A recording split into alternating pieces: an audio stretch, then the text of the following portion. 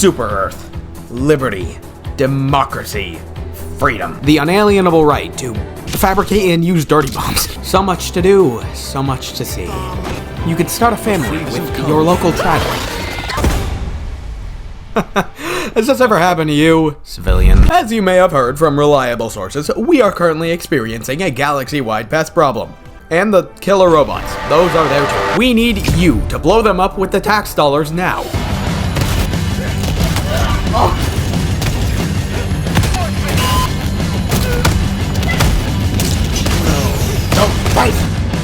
Welcome to the wonderful game of Helldivers 2. You are John Hell, an elite commando and the only graduate from diving school. Everyone else got shot by the live round auto turrets. John Hell must dive into inhabited planets and something Iraqi children. John Hell does this for the great planet of Super Earth. Do not worry, we annihilated the Balkans. Him, alongside 3 other active, sweaty 19-year-olds, must complete objectives and acquire the lithium while being supported by his 20 or so replacements, as well as his distant relative, whose name is Northrop. Together, we must bomb the robots back to the Stone Age and the bugs out of the Cretaceous. But, for our righteous reclamation, I don't like thinking about what our actions result in. I don't want to face the grim reality of all the heads I have to crush. How many possibly sentient bug families lost someone to me? After all. Yeah, it's gonna be pretty hard work to incinerate them.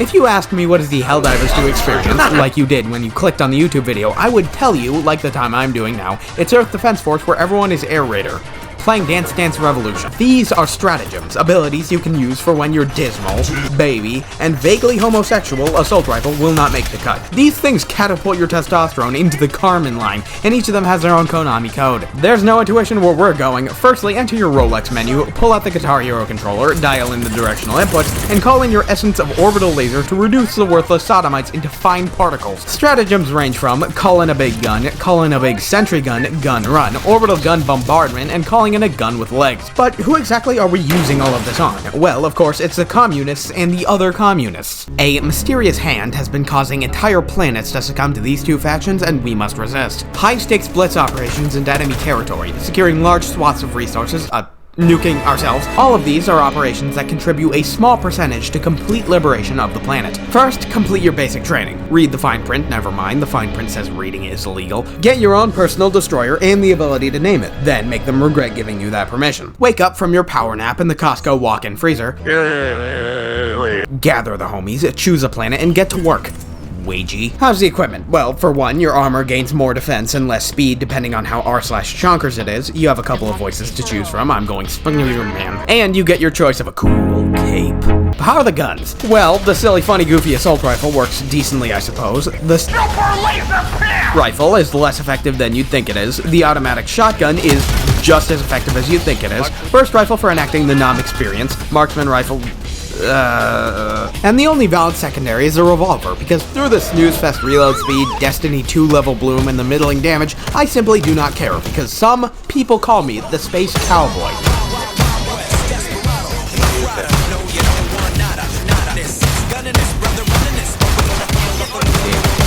You unlock the weapons using the Battle Pass. Google, show me this guy's paw. Once you have everything sorted out and everyone stops mooching off the Super Citizen Stratagem Hero Terminal, dial in a mission, step into Z-Pod, and select your stratagems. The cool thing is that your choice for what 4 you want to bring into a mission is up to you, and what you choose will always be effective no matter what sometimes. Do you want to bring in 4 sentry guns? You can do that. Do you want to bring in 4 lethals?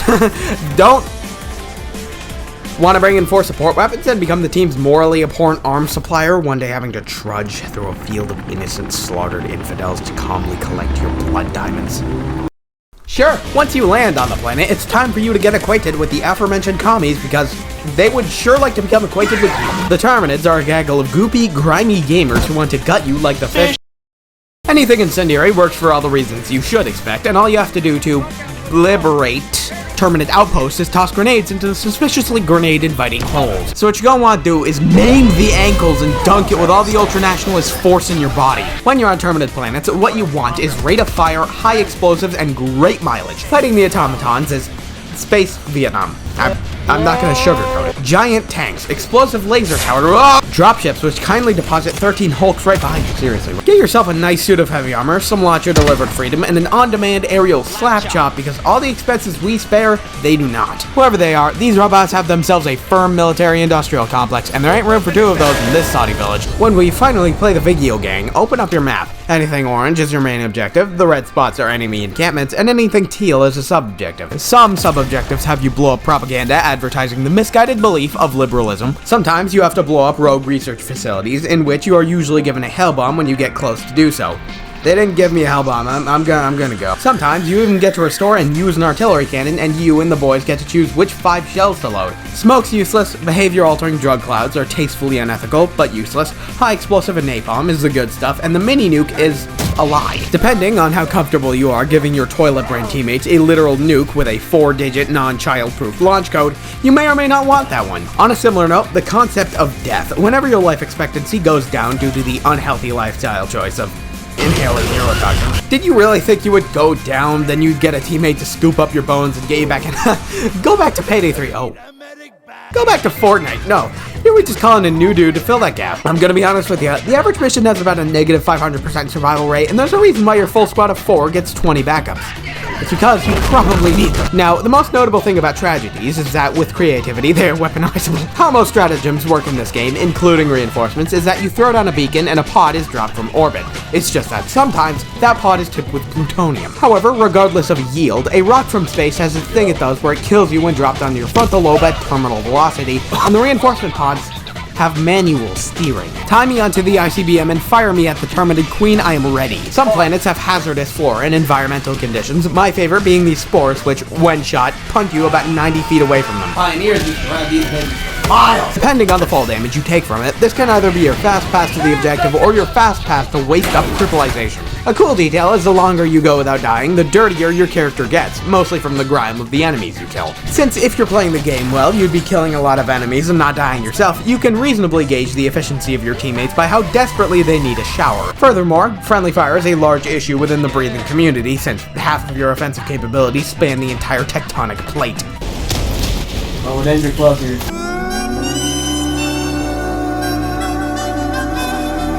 The worst thing about bullets is they really are amoral. Sure, it's funny to think about, say, these traitors and literally all their Terminids collapsing into dying fits in the sand, but it also might happen to the 20 to 25% of Helldivers that don't deserve to be in pain. This becomes especially prevalent since whenever your character ragdolls, they automatically drop any health stratagem beacon.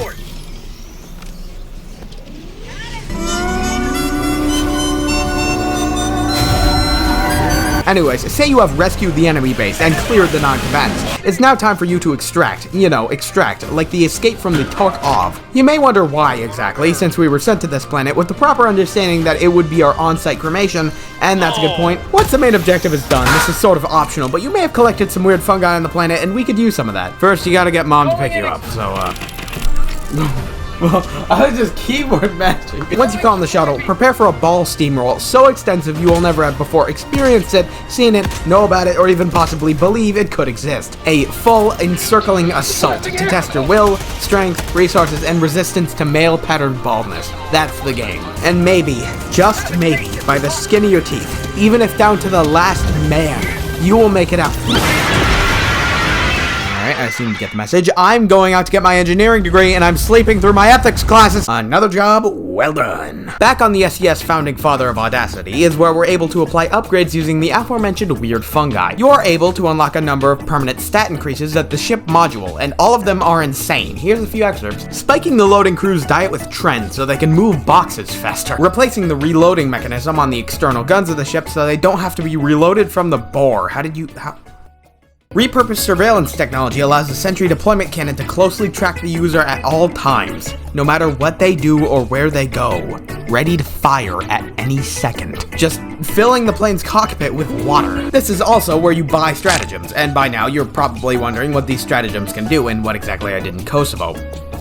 The stratagem. There are too many of these things for me to cover or think about too hard, so I'm just gonna list my favorites. The anti-material rifle is, for all purposes of the word, slept on. Anything that shoots bullets this large with a fire rate this fast is something I am going to use, whatever the discounts my government body may have about it. The guard dog backpack is depressingly boring. The Eagle 110mm rockets, Strafing Run, and or Napalm Barrage do not share that quality with the Guard Dog backpack. Get on the Pride Flag Lockheed programmer socks, I think we're gonna need them. Imagine the anti-material rifle if you put the magazine into a single bullet, and then imagine that bullet can be fired out of a gun that has a second safety to prevent you from exploding with the force of an orbital cannon. Then you may want to use the railgun, and I'm not gonna make the obvious joke. Sentry guns are pretty good, specifically the mortar turret is handy in your backline, the rocket turret is good for having backblast dumped into your face, and the autocannon turret is a funny Luger, and that's funny. The arc thrower locks onto and instantly kills your teammates, based. The heavy machine gun is a more recently added high caliber meme cannon with the toggleable ammo conservation option of who cares, instantly liquidating your shoulder and everything in front of the barrel. The Eagle dropped 500-pound bomb simply cannot be ineffective in any way. There is no such thing as game balance if I can put a 500-pound bomb anywhere I feel like. And finally, the mech suit. Yeah, it's alright, I guess. And I'm just scratching the surface. There are plenty more here, and a solid 2/3 of them break some kind of treaty. Since the VTOL VR incident video, I have met some mutual acquaintances who are not restrained in any area of my house. Together, we are autistic. Here's some highlights I recorded of us goofing around on Democracy Time.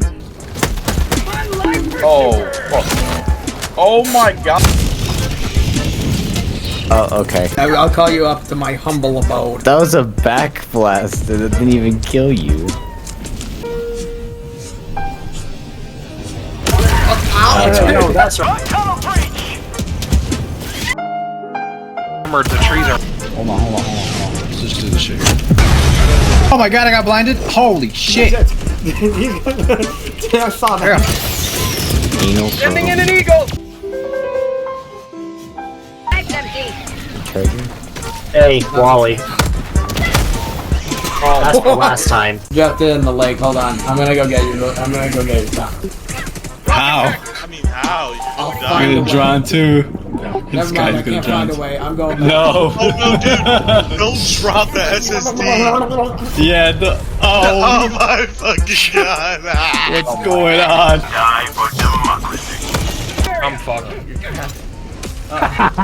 Poor guy. Alright, well, you will get a warrior's funeral. You will die with honor. Helldivers 2, one of the best co-op shooters ever made. Every mission is a story, one you will never forget no matter how much you want to or how much you try to drink away the pain. Anyways, I'm going on break because A, I need a new microphone, and B, my 1-year trial of Filmora is up and I've hit my limit 6 months ago. I'm gonna go learn a new one, so I'll be back in 2 months with another bird carcass.